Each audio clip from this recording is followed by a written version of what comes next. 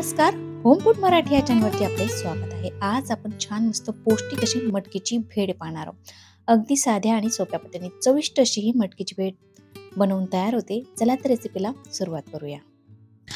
पाहू शकता तुम्ही किती छान मस्त चविष्ट आणि खमंग आपली ही भेळ तयार झालेली आहे। चला तर रेसिपीला आपण सुरुवात करूया। त्यासाठी बघा साहित्य घेतलेलं बघा, मोड आलेली मटकी घेतलेली आहे।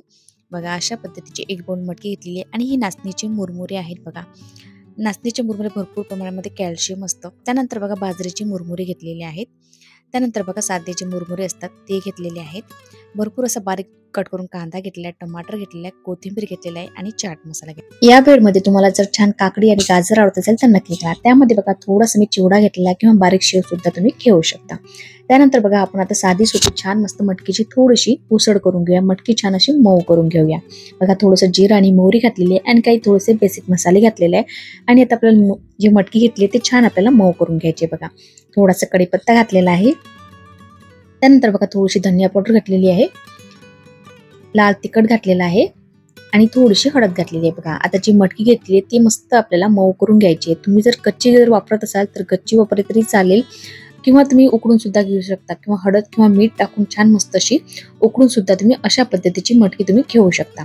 बघा या ठिकाणी छान मस्त मटकीला जर तुम्ही मोड आलेली मटकी किंवा चणे सुद्धा घेऊ शकता किंवा मोड आलेली मूग सुद्धा तुम्ही घेऊ शकता। बघा यामध्ये थोडंसं मी पाणी घालून घेते, त्यामुळे मटकी छान मस्त अशी मऊ शिजल्या जाईल। बघा अशा पद्धतीने छान आपल्याला अशी झटपट अशी मटकीची उसळ बनवून घ्यायची आहे। त्यानंतर बघा आता थोडंसं मी तेल घातलेलं आहे। आपण जे मुरमुरे घेतले ते सुद्धा आपण तेलामध्ये छान थोडंसं परतून घेऊया।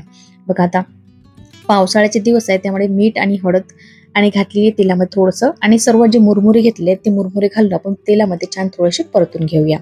आता हे जे मुरमुरे आहेत ना छान मस्त असे कुरकुरीत असतात, तुम्ही तसे वापरले तरी चालेल।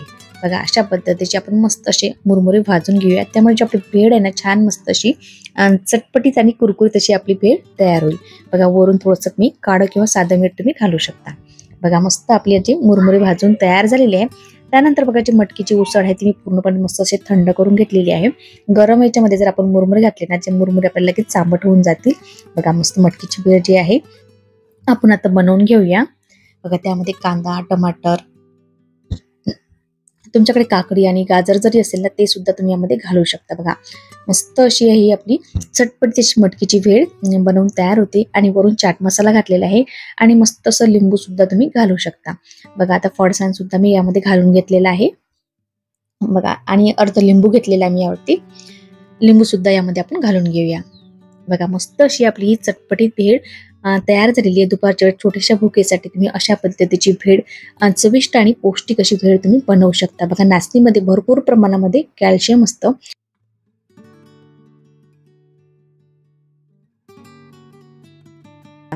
त्यानंतर बघा आपली भेळ बघा तयार झालेली आहे। तुम्हाला जर वेट लॉस करायचा असेल तर अशा पद्धतीची चटपटीत भेळ तुम्ही बनवून तुम्ही खाऊ शकता। बघा आपली भेळ जी आहे ती तयार झालेली आहे।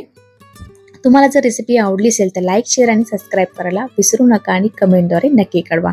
बघा मस्त संपूर्ण जी भेळ आहे ती बनवून तयार झालेली आहे।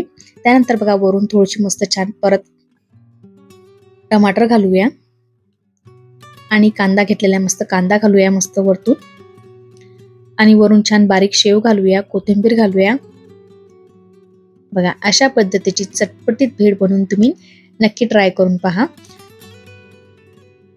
संपूर्ण व्हिडिओ बघितल्याबद्दल धन्यवाद। लगेच भेटूया नवीन रेसिपी सोबत, तोपर्यंत बाय बाय।